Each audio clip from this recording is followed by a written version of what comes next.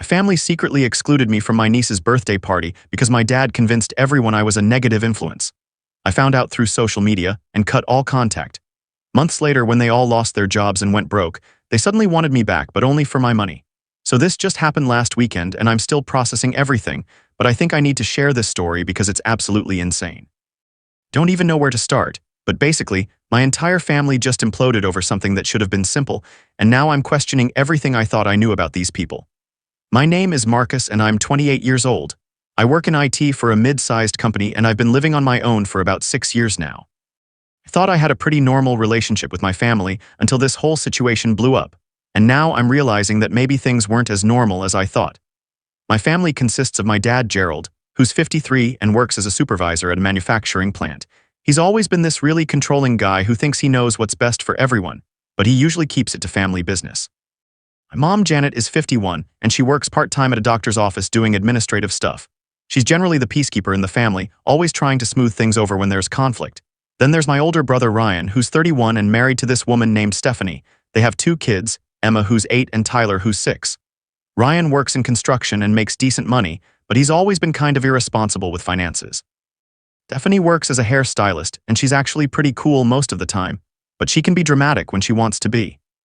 My younger sister, Ashley, is 25 and she's single, works as a server at a chain restaurant while she's supposedly figuring out what she wants to do with her life. She's been in college on and off for like 7 years now, changing majors every semester, and my parents keep paying for it because she's the baby of the family. Now, my niece Emma is turning 9 next month, and apparently there was this whole big family discussion about her birthday party that I somehow wasn't included in. I didn't think much of it at first, because sometimes family planning happens in group chats or casual conversations that I miss, but it turns out this was way more deliberate than I realized. First sign something was wrong was when I ran into my mom at the grocery store about 3 weeks ago. She seemed kind of nervous when she saw me, which was weird because we usually chat for a while when we bump into each other. When I asked her what she was up to, she mentioned something about party planning, but then quickly changed the subject. Last week, I was talking to my coworker Dave, and he mentioned that his kids go to the same school as Emma.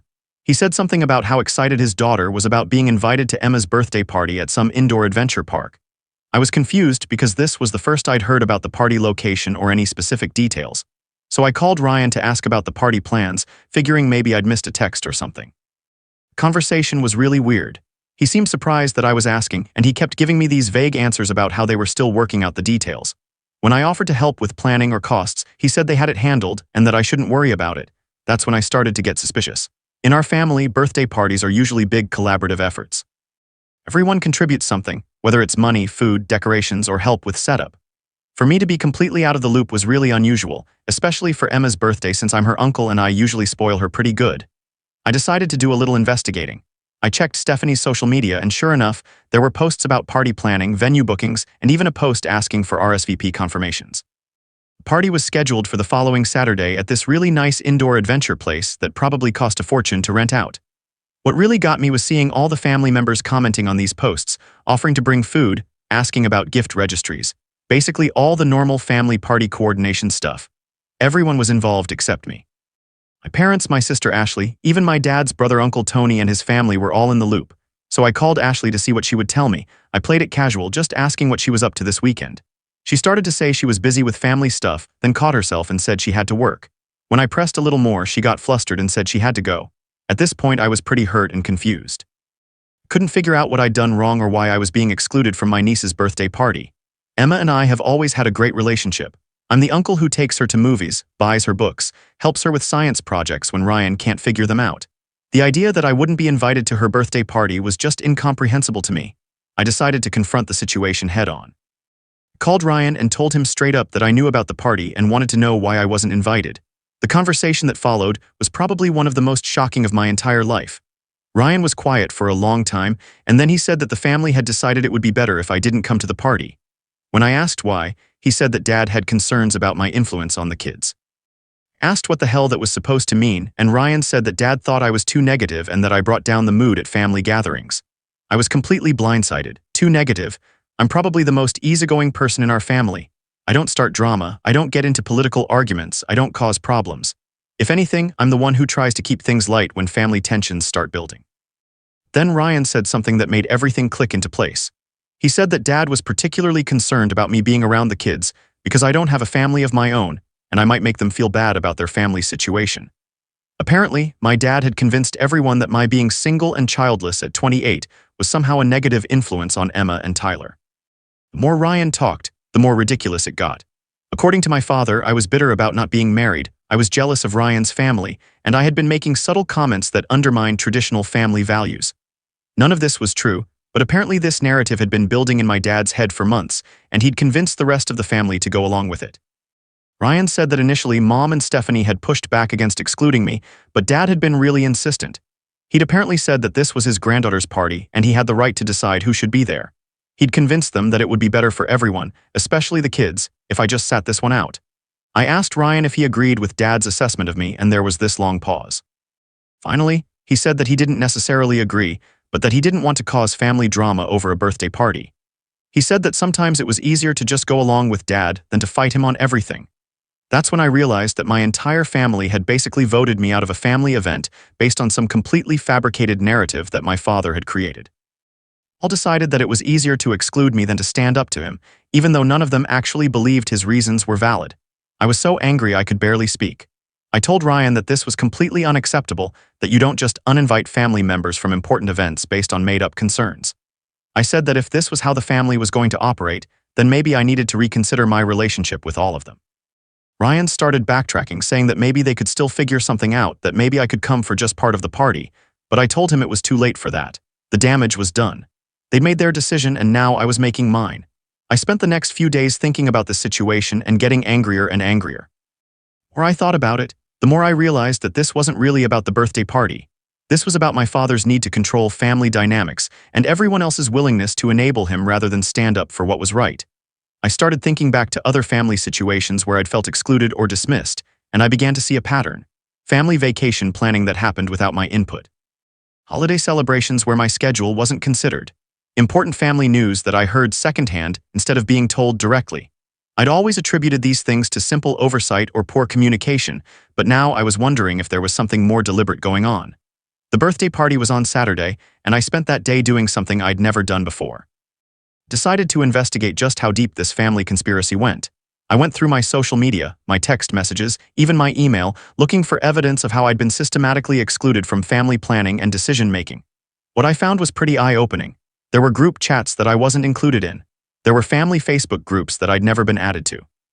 There were email chains about family events that never included my address.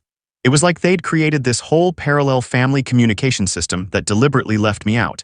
The most damning evidence was something I discovered by accident. Ashley had left her phone at my place a few weeks earlier when she came over to watch a movie. I hadn't looked at it because I respected her privacy, but now I went back and checked some screenshots I'd accidentally seen when helping her find it.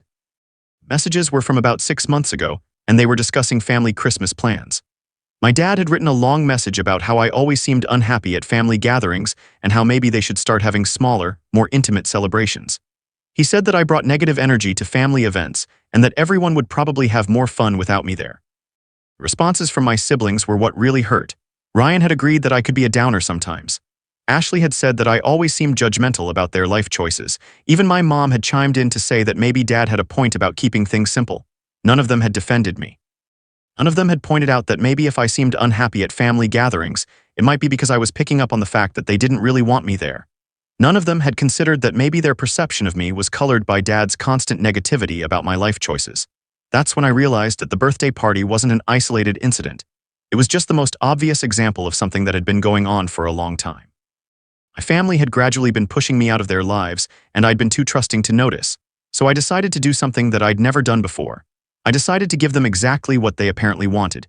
If they thought family events were better without me, then they could have all their future family events without me. I started by blocking all of them on social media.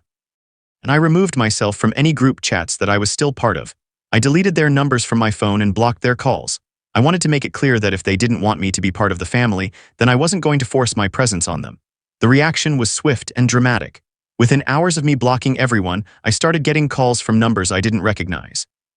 Were all from my family members, using friends' phones or work phones to try to reach me. I didn't answer any of them. Then they started showing up at my apartment. First it was Ashley crying and saying that there had been a misunderstanding.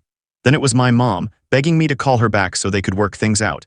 Even Ryan showed up with Stephanie and the kids, trying to use Emma and Tyler to guilt me into talking to them. I wasn't interested in talking. I'd heard everything I needed to hear in those text messages and in my conversation with Ryan. They'd made their feelings about me clear, and now I was responding accordingly. The breaking point came about a week later when my dad showed up at my apartment at 7 in the morning, banging on my door and demanding that I talk to him. I finally answered the door. He started yelling at me about how I was being childish and dramatic, how I was tearing the family apart over nothing. That's when I lost it. I told him that he was the one who had torn the family apart by creating a fictional narrative about me being a negative influence. I told him that he'd convinced everyone to exclude me from family events based on lies, and that he'd turned my own siblings against me. I said that if he thought the family was better off without me, then congratulations, he'd gotten his wish. I told him that I was done trying to maintain relationships with people who clearly didn't value me or want me around. My dad tried to argue that he'd never said they didn't want me around, that he was just trying to protect the kids from negative influences. I asked him to give me one specific example of me being a negative influence on Emma and Tyler, and he couldn't do it. He just kept talking in generalities about attitudes and energy and family values. That's when I realized that this whole thing really was just about his need to control the family dynamic. He decided that I didn't fit into his vision of what our family should look like, and he'd manipulated everyone else into going along with his plan to push me out. I told him that he'd succeeded beyond his wildest dreams. Not only was I not going to Emma's birthday party, I wasn't going to any future family events. I wasn't going to holiday celebrations, family dinners, graduations, weddings, or any other gatherings. I was officially removing myself from their lives so they could have the perfect family dynamic he apparently wanted. The look on his face was priceless. I think he'd expected me to apologize and beg to be let back into the family fold. Instead, I was calling his bluff and giving him exactly what he'd asked for, and he was realizing that maybe he hadn't thought this through completely. Over the next few weeks, the rest of the family ramped up their efforts to get me to come back. They sent cards, letters, gifts, even had Emma draw me pictures asking me to come to her party. It was emotionally manipulative, and it made me even more convinced that I was making the right choice. The birthday party happened without me, and from what I heard through mutual friends, it was awkward and tense. Apparently, several people asked where I was, and the family had to make up stories about me being sick or busy with work.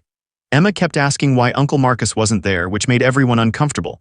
But here's where the story gets really interesting. About 2 months after the party, my family's financial situation started falling apart in spectacular fashion. It started with Ryan.